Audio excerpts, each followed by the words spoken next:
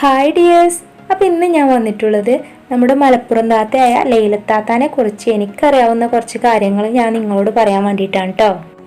അപ്പോൾ നമുക്കിനി അതെന്തൊക്കെയാണെന്ന് നോക്കാം കേട്ടോ. അപ്പോൾ നമ്മുടെ മലപ്പുറം ജില്ലയിലുള്ള പാണ്ടിക്കാട് തറിപ്പടി എന്ന സ്ഥലത്താണ് നമ്മുടെ മലപ്പുറം താത്താൻ്റെ വീട്. പിന്നെ അവരെ കല്യാണം കഴിച്ചു കൊണ്ടുപോയിട്ടുള്ളത് അയനിക്കോട് എന്ന സ്ഥലത്തേക്കാണ് കേട്ടോ. നമ്മളെ മലപ്പുറം താത്ത എന്ന് പറയുന്ന താത്ത 5 ആങ്ങളമാർക്ക് ആകെയുള്ളൊരു പെങ്ങളാണ് കേട്ടോ. ആങ്ങളാർ 4 ആള് കല്യാണം കഴിച്ചതാണ്, ഒരാൾ ഇനി കല്യാണം കഴിക്കാനുണ്ട്. പിന്നെ അവർക്കൊക്കെ കുട്ടികൾ അയക്കണു. പിന്നെ നമ്മുടെ ലൈലത്താത്താക്ക് 3 മക്കളാണുള്ളത്, ഒരു ആൺകുട്ടിയും 2 പെൺകുട്ടിയാണുള്ളത്. എല്ലാവരും കരുതും അവരുടെ സംസാരം കേട്ടാലേ അവർക്ക് 40-45 വയസ്സായിക്കണമെന്നൊക്കെ കരുതും. പക്ഷെ നമ്മുടെ ലൈലത്താത്താക്ക് വെറും 30 വയസ്സേ ആയിട്ടുള്ളൂ കേട്ടോ. നമ്മുടെ മലപ്പുറം താത്താനെ എനിക്കൊരു 10-12 വർഷങ്ങളായിട്ടുള്ള പരിചയമുണ്ട് കേട്ടോ. പിന്നെ ഇപ്പോൾ സോഷ്യൽ മീഡിയയിൽ ഉയർന്നിരിക്കുന്ന ഒരു ചോദ്യമാണ് നമ്മുടെ ലൈലത്താത്താക്ക് ജാടയുണ്ടോ എന്നുള്ളത്.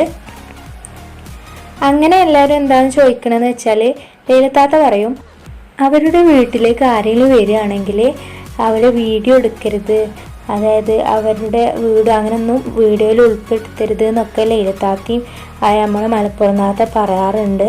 അപ്പോൾ അതെന്താണെന്ന് വെച്ചാൽ ലൈലത്താത്താൻ്റെ ഹസ്ബൻഡിൻ്റെ വീട്ടിലാണല്ലോ ഇപ്പോൾ അവർ താമസിക്കുന്നത്. അപ്പോൾ അവർക്ക് അതിൻ്റേതായ കാര്യങ്ങളും ഒക്കെ ഉണ്ടാവും. കാരണം വേറൊരു ഫാമിലിയിലാവുമ്പോൾ എല്ലാവരും അങ്ങോട്ട് കയറി ചെല്ലുക എന്നൊക്കെ പറയണത് എല്ലാവർക്കും പറ്റാത്തൊരു കാര്യമാവും. അതുകൊണ്ടാണ് നമ്മുടെ മലപ്പുറം താത്ത പറയുന്ന ലൈലത്താത്ത അങ്ങനെ പറയണത്. അല്ലാതെ അവർക്ക് ഒരു ജാടയോ കാര്യങ്ങളൊന്നുമില്ല. എന്താണ് അവർക്ക് തോന്നുന്നത് അത് തുറന്നടിച്ച് പറയുന്നൊരു പ്രകൃതമാണ് കേട്ടോ അവർക്കുള്ളത്.